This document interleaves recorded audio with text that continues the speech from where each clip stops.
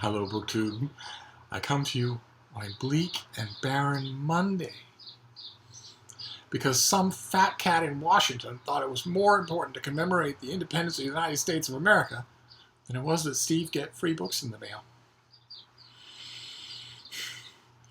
So I thought I would console myself with a tag, and then I realized on a bleak and barren Monday, a simple tag won't do it.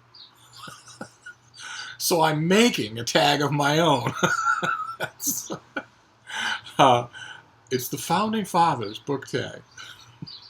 And I will read off the questions, and I will show you a few recommendations that I want to make. And then in the comments, I will tag a whole stinking lot of you to spread the misery. So this is an original book tag, my very first one. And question number 1 is George Washington. Name a book that's big, dumb, monstrously over-venerated, and contemptibly sterile. And for a book on George Washington, I want to recommend Richard Norton Smith's book, Patriarch, which is 10 times smarter than Flexner's book, Washington, the Indispensable Man, and will make you think, even though it's about morons. Question number 2, John Adams. Name a book that's short and compact, but stuffed with brilliance and arrogance. And I don't have it to hold up here, but I'm perfectly happy with David McCullough's biography of John Adams. I think it's, as far as a popular biography goes of any one person, I think it's just a fine example. So next time you see it, a church sale or a thrift shop sale, and you're interested, feel free, because it gets the Steve thumbs up. Question number 3, Thomas Jefferson. Name a book that's undeniably brilliant, but also prissy and wimpy, and extra points if it's thumpingly hypocritical. And I would have, in the past, held up Fawn Brody's book on Thomas Jefferson, but in recent years, I've found a better one, and that is this one. Oh, that's wrong. That's the King. No, that's this one. John Meacham's book, Thomas Jefferson, The Art of Power, which I wholeheartedly recommend. Question number 4, Thomas Paine. Name a book that's incredibly readable, but not as well known as it should be, and that smells really bad. And I wish I had an 800-page biography of Thomas Paine to show you, one that was every bit as good on his time in America as in his time in France and England, and one that was every bit as good on his personality and his facts as it was on his writing. And the reason I don't have such a biography to hold up and show you is because it doesn't exist. After 250 years, it doesn't exist. So the minute it appears, I will hold it up for you. Question number 5, Benjamin Franklin. Name a Johnny-come-lately book, something that jumped on a bandwagon and ended up hijacking the bandwagon.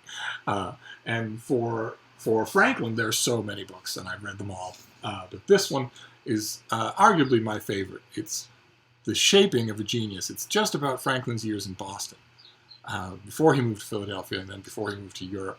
So, a huge chunk of the story is not in here. It's only adumbrated. But it's, as far as writing about Franklin that's really insightful, it gets my recommendations. Of course, completely out of print, but what can you do? Question number 6, Paul Revere.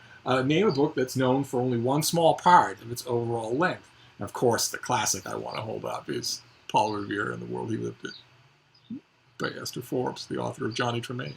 This is a fantastic, fantastic book. Just, boy, could she write. It blows away the more modern biographies of him that have appeared since then. It's just still the go-to book to get. Question number 7, Alexander Hamilton. Name a book that's pretty and eloquent, but that has ideas or assumptions that make you deeply uncomfortable. And I know Ron Chernow's book, the source book for the Broadway smash hit musical, is the one to hold up here, but I much prefer its predecessor. This is Robert Hendrickson, The Rise and Fall of Alexander Hamilton.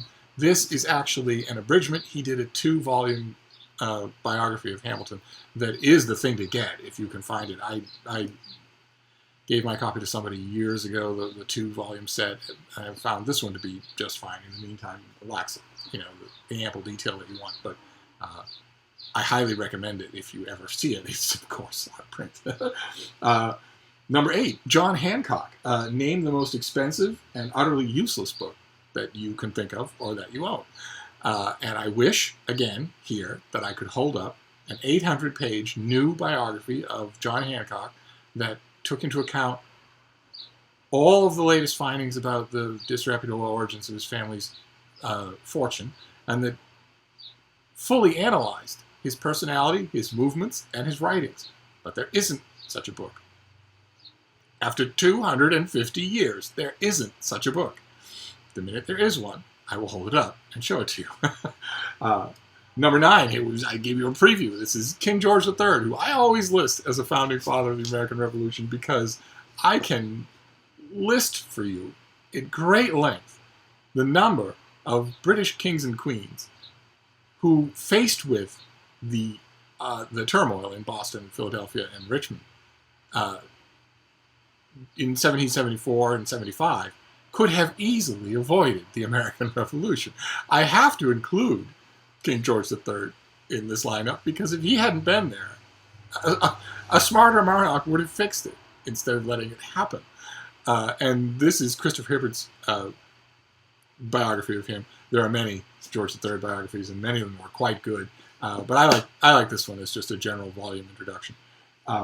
And question number 10, last one, and keep in mind, down in the information section, I will include all my tags.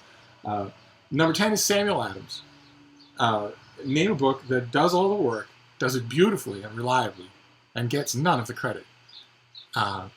And will end on the same stunned, incredulous note. I wish I had a big 800-page biography, fully annotated, an improvement on William Wells's big multi-volume work from a century ago, that took into account everything there is to know about Samuel Adams, his life, his family, his writings, the enormous influence he had on the founding documents of America and on the founding fathers of America, the fact that he is the key man in the whole thing. I wish I had a fully annotated and beautifully written 800-page new biography of him to hold up and show you, but I don't because it hasn't been written. In 250 years, it hasn't been written. And there you have it. That is the Founding Fathers book tag. The sheer bile of which will, I hope, get me through this wretched day until the mail starts up again tomorrow. In the meantime, thank you, Motu, and happy 4th of July to those of you who are in America.